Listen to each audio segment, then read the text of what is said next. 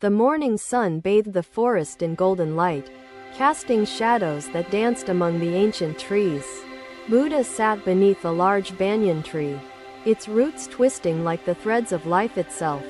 The air was serene, filled only with the sounds of chirping birds and the occasional rustling leaves. A young disciple approached Buddha, his eyes heavy with worry and sorrow. "Master," he said softly, "my heart is troubled, and my mind cannot find peace." Buddha turned his gaze toward the disciple, his eyes brimming with understanding and compassion.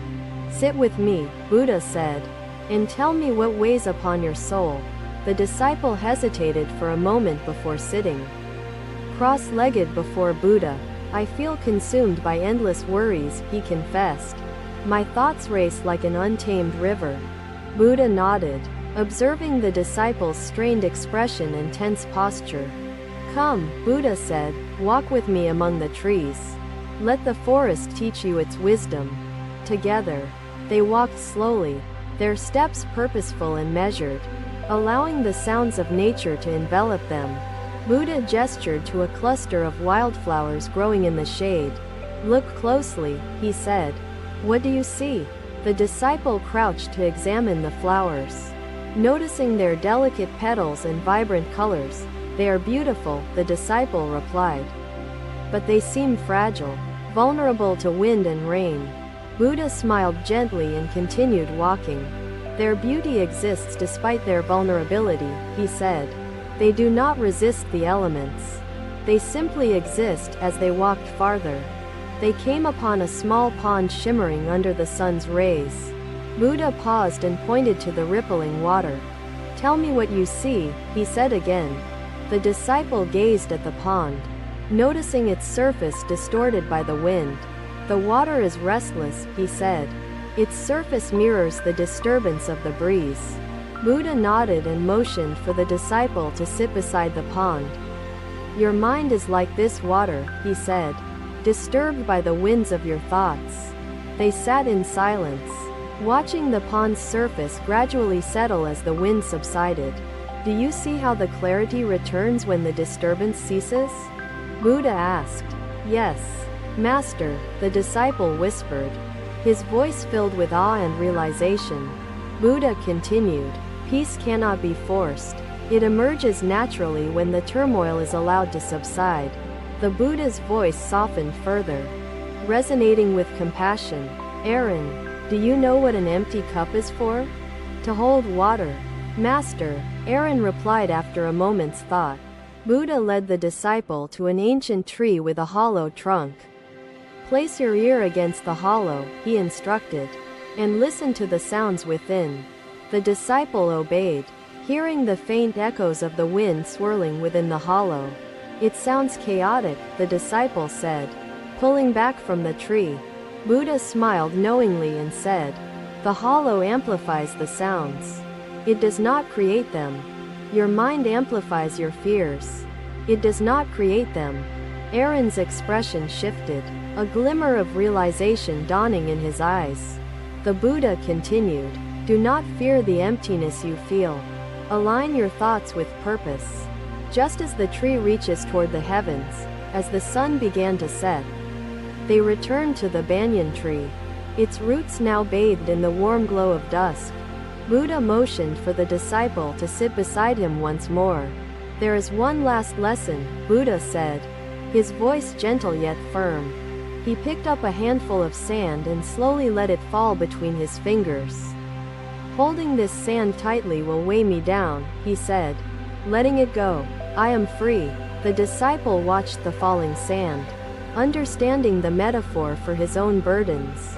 "Release what you cannot control," Buddha advised, "and peace will find you." The disciple sat in silence, the words sinking deeply into his consciousness.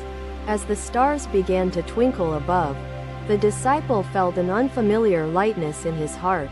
For the first time, he sensed the beginnings of calm amid his inner chaos. Buddha smiled, his presence radiating serenity, and said, "You have taken the first steps toward overcoming the turmoil within."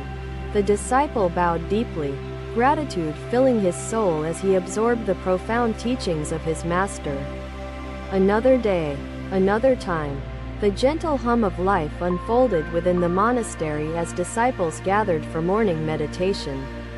Buddha sat quietly, his presence a calm center in the flurry of human emotions surrounding him. A young disciple approached, his face red with frustration and anger. "Master," he began, his voice tight, "I feel consumed by anger." Unable to escape its grip, Buddha looked at the disciple with eyes full of compassion and gestured for him to sit nearby. "Anger, like a fire," Buddha said, "burns not only what surrounds it, but also its source. Tell me, child, what fuels this flame?" The disciple sighed deeply and replied, "I feel wronged by another, betrayed by their words and actions. This anger eats away at me." Buddha motioned for the disciple to follow him as they walked toward the edge of the forest. "Bring this torch," Buddha instructed, handing the disciple a lit flame. The disciple hesitated but obeyed, holding the torch tightly as they walked. The heat from the flame grew unbearable, and the disciple winced, shifting the torch in his hands. "Master, the fire hurts," the disciple said, his voice pained. Buddha stopped and turned to him, asking calmly, "Why do you continue to hold it, knowing it causes you pain?" The disciple faltered, lowering his gaze, and Buddha continued, "Anger, like this torch, burns the one who carries it. It is a gift, a reminder of your potential." Maya raised her hand again. "Anger only exists when it is held," Buddha explained. "Release it, and it loses its power over you." They continued their walk, the path leading them deeper into the forest. Where sunlight pierced through the canopy above, Buddha stopped near a fallen tree, its charred surface a stark contrast to the vibrant greenery. "Observe this tree," Buddha said. "Once consumed by fire, it bears the marks of its destruction." The disciple knelt beside the fallen trunk, running his fingers over the scorched bark. "Can the tree ever be as it was?" he asked softly. Buddha replied, "No, but it can teach you to see the impermanence of pain and the cost of holding anger." Buddha lifted a small handful of ash from the ground and let it scatter into the wind. "Anger, when released, becomes nothing but ash carried away by the breeze," he said. "When held tightly, it scars and destroys." As they walked farther, they approached a serene stream winding gently through the forest. Buddha knelt by the water and invited the disciple to do the same. "Drop a stone into the stream," Buddha instructed, and the disciple obeyed, watching the ripples expand outward. "Your anger, like this stone, disturbs the balance of your inner peace," Buddha explained. "But notice how the ripples fade." The disciple observed as the stream returned to its calm flow, the disturbance disappearing as quickly as it had come. "Peace is always within reach," Buddha said. "When you allow the turbulence to pass." The disciple felt a wave of understanding wash over him, realizing the transient nature of anger and its grip on his soul. "Master," he said softly, "how can I guard myself against this flame in the future?" Buddha smiled and answered, "By cultivating patience and compassion, you build an inner sanctuary immune to the storms of emotion." They walked back to the monastery, the air filled with the soft hum of the forest life awakening. Buddha paused near a small sapling, its young branches reaching skyward with determination. "See how this sapling grows despite the hardships it may face," Buddha said. "Strength comes not from resisting the elements but from embracing growth through them." The disciple knelt beside the sapling, understanding the metaphor for his own journey. As the last rays of sunlight faded, the grove fell into quiet stillness. The Buddha's words lingered in the air, a timeless echo that would guide the disciples on their paths. "The first step to overcoming anger is to acknowledge it," Buddha said. "The second step is to release it before it consumes you." The disciple bowed deeply, gratitude filling his heart as he absorbed the profound teachings shared in the silence of the forest as the sun began its descent, painting the sky with hues of gold and crimson. They returned to the monastery. The disciple felt a newfound sense of lightness, his heart free from the burden of anger that had weighed him down. Buddha smiled, his presence serene and unwavering. As the disciple began to understand the path to inner freedom, the day ended with the calm stillness of evening, the teachings lingering in the minds of those who sought wisdom. The disciple carried the memory of the charred tree and the rippling stream, symbols of his journey toward peace. Indeed, the Buddha said, "And when you reach clean water, what do? I wash the mud away." "Master," Maya responded, her curiosity deepening. Buddha sat quietly beneath the Bodhi tree, his aura serene, radiating a calm that drew seekers from far and wide. A disciple approached, his face pale with fear, his steps hesitant, trembling with the weight of his inner turmoil.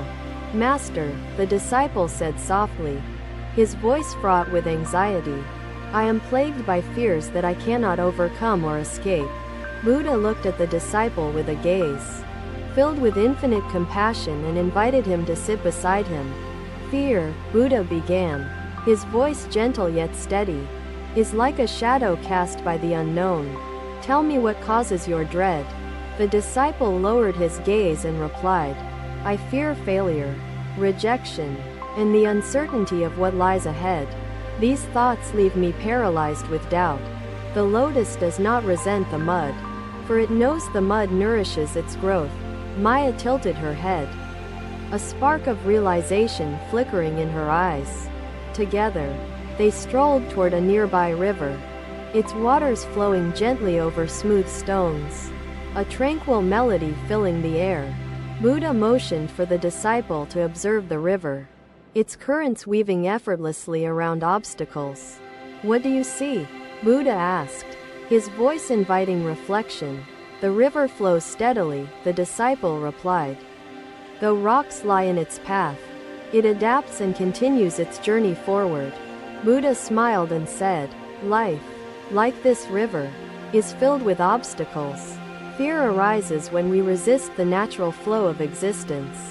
They sat on the riverbank, the sound of the flowing water offering a soothing backdrop to their conversation. Buddha picked up a small stone and placed it in the disciple's hand. "Hold this stone tightly," Buddha instructed, his tone firm yet kind. The disciple clutched the stone, feeling its weight and the strain it caused in his hand. "Master, it feels heavy," the disciple said, his voice tinged with discomfort. Buddha nodded and said, "Now release it into the river and watch what happens."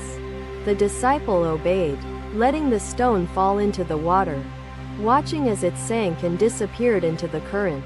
"Your fears, like this stone, weigh you down when held tightly," Buddha explained. "Letting them go allows you to move forward."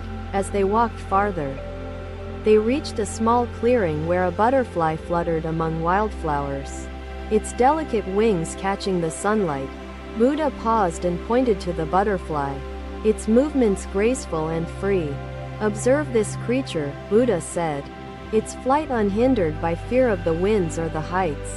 The disciple watched the butterfly, understanding the simplicity of its existence, and said, "The butterfly trusts in its wings."